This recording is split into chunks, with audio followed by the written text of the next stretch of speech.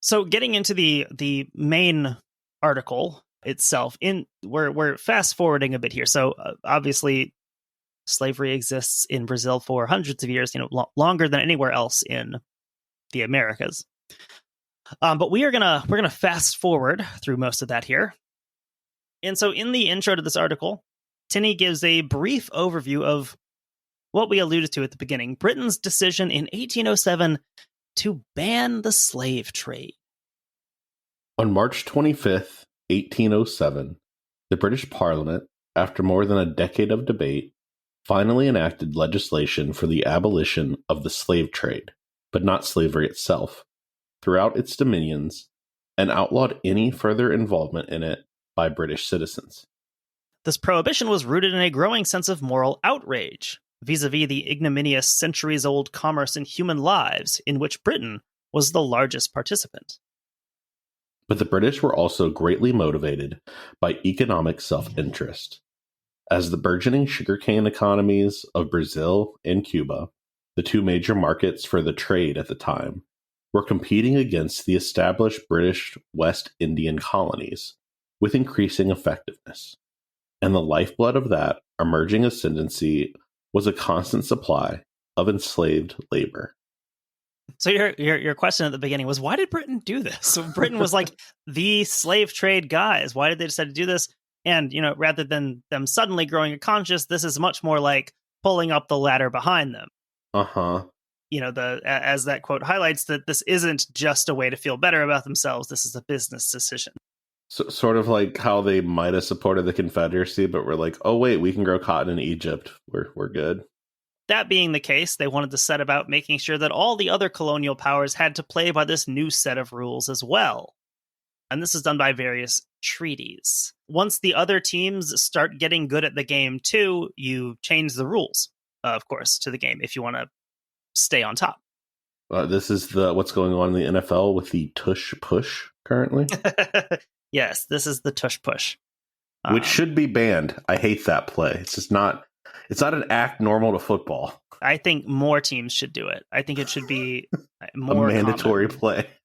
One of the first nations to sign one of these treaties with Britain to say, okay, we will ban the slave trade also, was Portugal, a nation with long-running ties to Britain.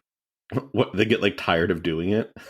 And most recently at this time, Britain and Portugal, I believe, is referred to as the oldest alliance in Europe.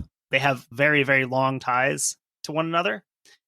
And in this case, Portugal is sort of especially beholden to Britain because during the Napoleonic Wars, Britain had extended its protection to the exiled Portuguese royal family and escorted them to Brazil.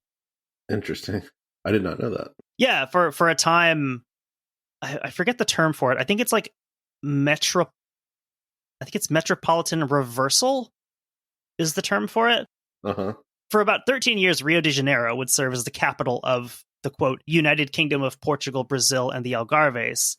Huh, that's interesting. And so, quote unquote, Portugal is in fact ruled from Brazil. So it's the metropolitan reversal is referring to a colony and a mother country switching places, basically, where suddenly the colony becomes the ruling part of the empire. Obviously not a common thing that happens, right. But in this case, it did.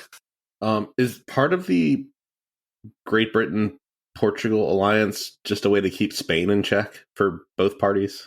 I think that historically was a big part of it. I feel like they both have a self-interest in making sure Spain isn't too powerful. And yeah, you see, in the Napoleonic Wars, that's how Britain gets a foothold in Iberia, is because the Portuguese are sort of operating as an ally on the ground.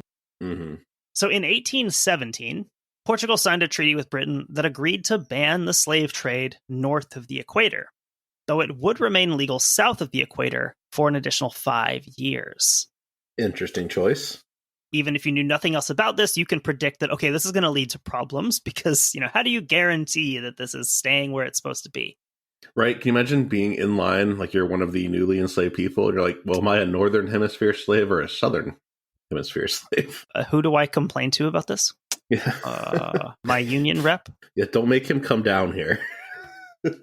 So when Brazil won its independence from Portugal in 1823, this meant that Britain had to turn around and make a new treaty with Brazil for the same purpose, exchanging, among other things, official recognition of the new nation for the agreement to ban the slave trade.